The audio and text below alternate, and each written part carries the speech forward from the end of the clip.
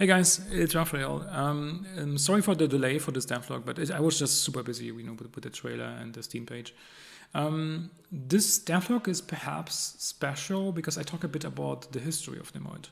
Because everything actually initially started with just two guys, Jeffrey and me. Jeffrey the artist and me, the coder and the designer, back in 2016, really. And there were multiple times where we actually wanted to give up on Nimoyd. And people actually told us, when there was at the end of 2016, for instance, a few publishers that I was talking to, because I became a bit unsure what to do. They kind of suggested that I should give up. And this is not that easy. It's actually, I think, when you're working for a big company like Walmart or Ubisoft or EA, you're kind of whatever, a project fails and then you're just going, then you move forward with the next project. Maybe you have a problem in your CV, but it's kind of okay, because they are actually used to try out things. For an indie, this is a problem for indie and startups, because you are spending so much time, right? You're working 1 year, maybe using your own money, you are self-funded, so you're burning through your savings or a loan or whatever, and then you're doing your game. So this game is better, it's better good. And so in this case, what happens is actually we were then working so much, as you can see, it was procedural generated. There were actually planets too, there were biomes, it was hand drawn. So something I wanted to do back then was I wanted to do something non-pixel and non-3D. Because I have actually quite some experience, in 3D and also in coding. So I wanted to do something really something different. I was actually a bit impressed by Banner Saga. And so, yeah, but the problem is, of course, even for a prototype, this is, of course, some prototype, but it just didn't feel right. There were so many issues, and the combat did not feel right. The animations became very difficult and also expensive, by the way. So I talked to the animation studio behind Banner Saga, because the animations were actually done by someone else, about the price, how expensive the animations are. And this was really impressive. Because it's actually easy to forget that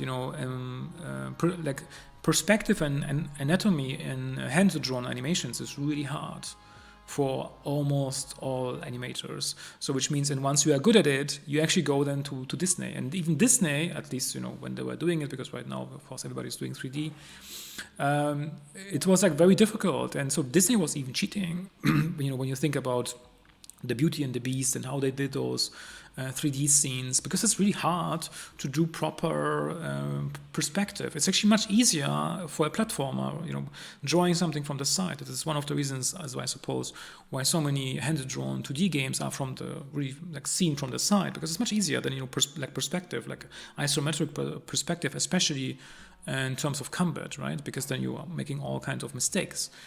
And this proved to be a problem. So we had a lot of interesting things like factions. Of course, those factions were different back then, and beautiful illustrations and everything. And the mechanics were kind of sound. That was interesting, with cities, generated cities, with governors and NPCs you could talk to.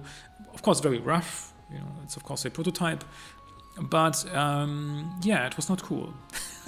So which is of course a problem of procedural games, because whenever you do a procedural demo and you're pitching it, there's a good chance that it would fail, because the publisher or whoever is reviewing it, they just look at the result. They don't care whether it's procedural generated, and they say, nah, this is not interesting. It's not looking like maybe some other non-procedural game. So this is maybe something you should keep in mind when you do procedural games and you want to pitch something to anybody, even the press. They don't care. This is more, they like the idea of procedurality and procedural content, but if it's not cool, if the animations are not catchy, then they will say, well, whatever, maybe a game that was not procedural will look better. So in our case, what happened back then, it actually didn't look, so we had some interesting stills, some interesting gameplay, but it just was not cool. It was not cool enough. And so it was, of course, this question, whether you focus on this more, we could, of course, we could have published the game, we basically would have then finished all the screens, improved the animations, and then just released the game, just like this. But I said no. And one of the reasons was also because I was actually shunned, or I was actually, blamed so much for it by, so many, by a few publishers who said, well, yeah, you should really give up. go back to like whatever you did and maybe try something else. And for an indie, this is, of course, as mentioned earlier, this is kind of a problem, right? Because you spend so much money and time on this, so it's not like a big studio or a big company like Walmart that then decides to shut down a location. So it's a problem, and something I basically discuss also in the blog post I posted on Gamasutra that I am linking in the descriptions. But so what happens is then we actually at some point eventually said, nah, I have to go back to freelancing. And, I think Jeffrey got back then, he became father, I think, for the first time. And I think because as a programmer or as a developer, I was actually as a freelancer, I was making way more than he as an illustrator. So yeah, it was then back again, depending on me. And so I then really went back to freelancing for a very long time. It was actually started around like January 2017, and at the same time, we also did something about an adventure game, but was just for a brief time, because we were then a bit tired of Nimoyd. But when we then got back again after I think 1 month or so, we had then this idea with pixel art. And this was actually a cool idea because it really made a lot of sense. The game looked much better. And since we were so much into pixel art, like Hyperlight Drifter and all of those games, it was so obvious to do. And of course, since I'm also into 3D and all kind of stuff, I was like, oh, maybe I can really push this like a little and see how far we get. So it was interesting. It was really, this could have been also like the very flat, 2D game. And of course, there was then this question, okay, how we could potentially do buildings, because I wanted to do buildings, because at least to be a little more special than this typical flat tile set 2D game. And this was not easy. So buildings actually, on one hand, I was not able to work anymore as hard as before because I was doing full-time freelancing. So, but still, we then decided, okay, Jeffrey would then basically recreate all the assets and create, of course, more assets in pixel art. I will basically redesign the game a bit, making it better, cleaning up some ideas, kicking out others, which is actually very, very, very cool and very healthy. But as you can see, the game became kind of like a tile set game. And this was a problem for multiplayer, when you want to do combat across multiple stores, like in a building, multiple levels. So in Christmas 2018, late 2018, I had this idea. So really, this was quite some time because we were so slow because of freelancing. But at some point, I decided, hey, what about voxels? Because I had an extensive experience with voxels before, also like high resolution voxel engines, not just like cubes, but really like high resolution. And so I said, this could be interesting. And then I actually accidentally stumbled across like a completely new visual style. And this was kind of like this aha moment, this is like this wow moment where it actually feels like, whoa, this is an interesting game, this is then, we were actually totally on fire again, and actually we started to take this whole pixel art thing into voxels really, and which solved a number of issues, like really like multiplayer, fighting across distances, gliding, and all of this cool stuff. And as you can see by the screenshots, it became more and more impressive, really. And this is, of course, where we then kind of realized, oh shit, this is like something really new. Like I haven't seen such a game before. And it was, a bit challenging because, this on those screenshots is actually kind of simple, but when you think about cave systems or when you think about digging and you think about buildings, it's not that simple actually because of the camera perspective. You are then running on all kind of occlusion problems and, what wall should you hide first and so on. But you kind of were we were kind of surprised that this was a kind of it felt, at least to us, very cool and very fresh. And then we said, yeah, let's do this. So what happened is, we were on fire. We were, and I was still, as you can see in the screenshots, there were still abilities in the game, by the way. So I was still influenced a bit, by Diablo, and I wanted to do abilities because nobody did abilities before in a survival game at that time. But I felt that I kicked those abilities out of the game. There are some abilities yes now in the new game, but they have a different purpose. But I kicked them out because of balancing. It's actually almost impossible to balance them properly because this is a different topic. Why? But there's actually a game that tried this and they totally failed, by the way. So, but what you also see is that we actually went then back to this idea. Okay, what about buildings? What about walls? And they have walls of all kind of sizes. And then it's kind of like this Sims feeling, like this live Sims feeling that you have in the game. And this is where it was really like, oh, what about dungeons then? If we do buildings, at the surface, what about dungeons?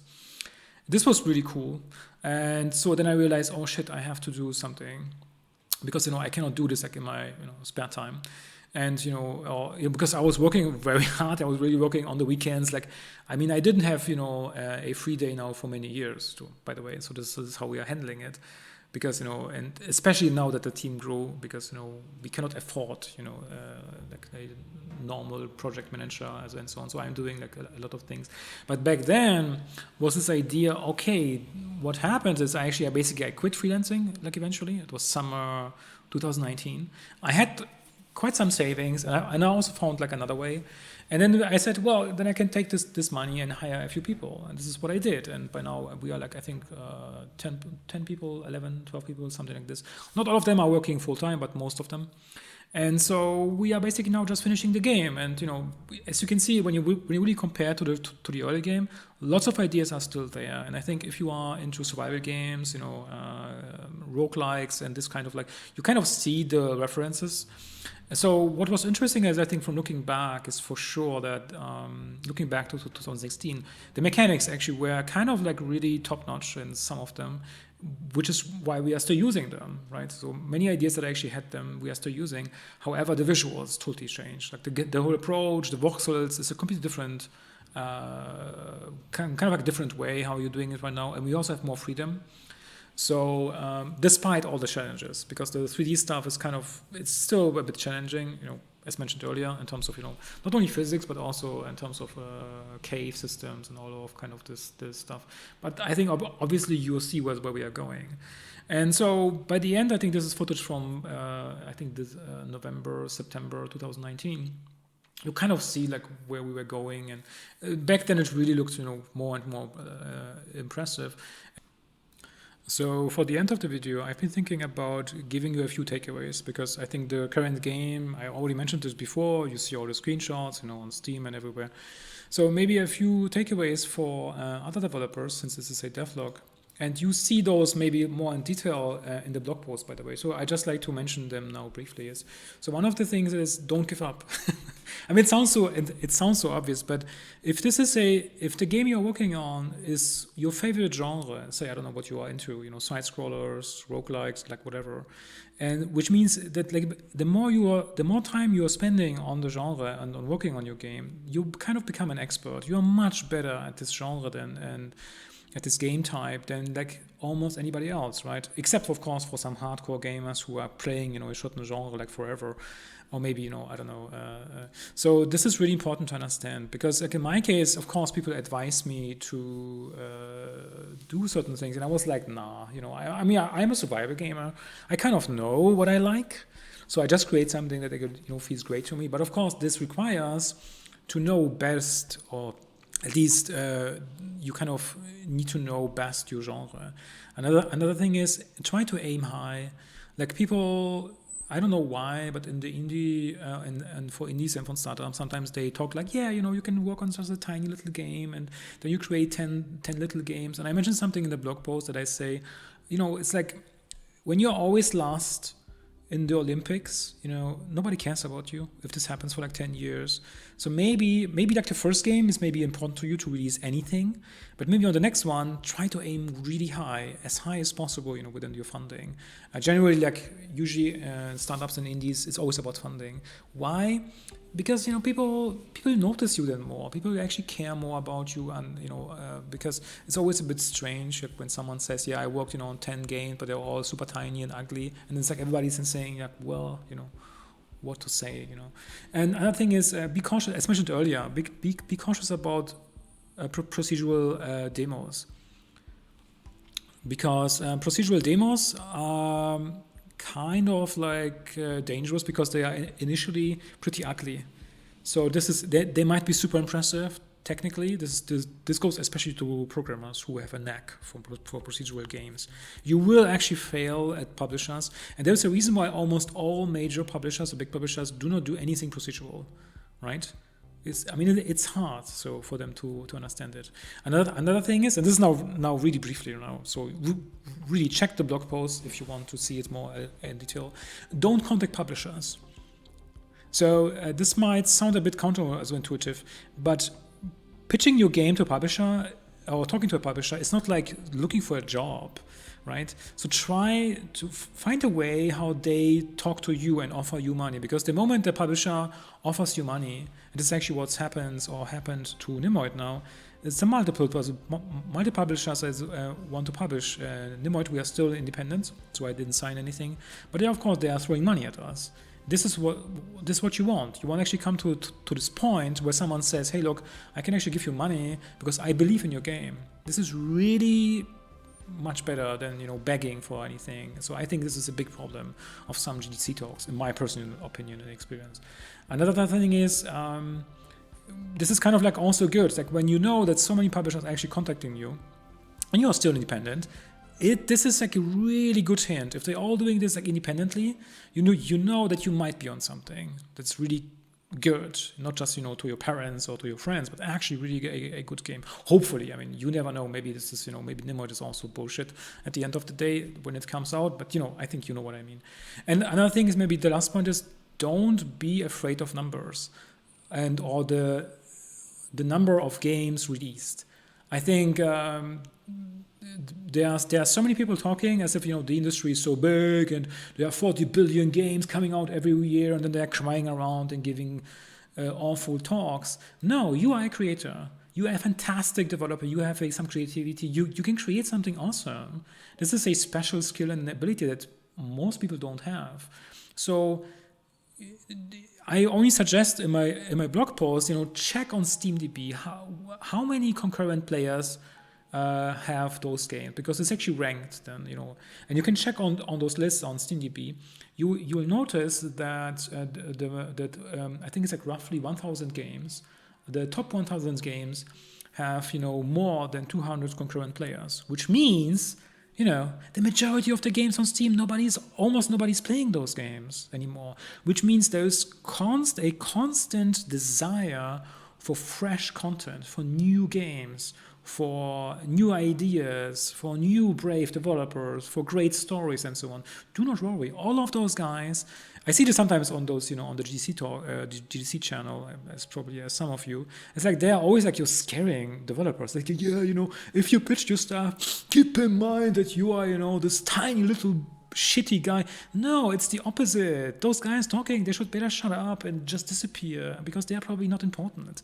This is far more important to understand that, as even if you are, say, entirely into RPGs, say you are a super fan, of AAA RPG games, you know how it works, right? You play those games for some time, and eventually you are really keen to see new games. And so, which means there's a huge desire on Steam as well for new games, for new content. So if you create something awesome, if you create something interesting, you will make it. I mean, do not worry, all of those strange advices on PR. Like, if your game is great, if your game is fantastic, the publishers will find you, or you have to help them to find you, But it will work out. So all you have to do is really focus on some awesome ideas, like really cool ideas. Even if it means that you may, lose a lot of money, a lot of time, you may destroy your health, like whatever, like I did actually. But this is really important. I think this is something that's really underestimated. For some reason, there are always so many doomsayers at those GDC talks. I think you know what I mean. Like, there's so many talking about, and then how should we know, and what do you think? And well, other industries, say like literature, they also have like so many books coming out, and yet still there's Game of Thrones happening. So, and as mentioned, look into Steam Spy or SteamDB, and then you will be surprised how the number of games that actually are played more than, say, on a daily basis, more than by 1,000 players, concurrent players, is so small. It's insane. You would be actually surprised, and this kind of gives like the feeling how small the gaming industry actually still is, and because the majority of games come out, but people kind of like lose interest, or the game is not designed to be played for a long time. So yeah, this is actually where you can win and where you can do something great. So biggest advice, perhaps, do not give up. Find a cool way. Of course, finding an awesome, great game idea that really makes other people say, whoa, whoa, whoa, whoa, is not easy. And it's certainly not easy to, then to have this whoa, whoa, whoa idea and then publishers are throwing money at you. But the other guys, those doomsayers, are also wrong. This is way, the opportunities are way bigger, and people should be far more optimistic. And you actually deserve a medal for being so creative and so good that you actually are able to create something out of nothing, so to speak. So be proud of it and just create something awesome. Okay. All right. So this is enough from my side, because I get emotional here about this and get a bit upset about all those doomsayers. So, but anyway, I have to go back now because I think I had too much coffee, and go back to all the trailer stuff and everything. And then, yeah, I wish you then a wonderful day, and I hope to make another devlog hopefully soon about maybe something more technical in Nimoyd. Okay. Then see you soon. Bye bye.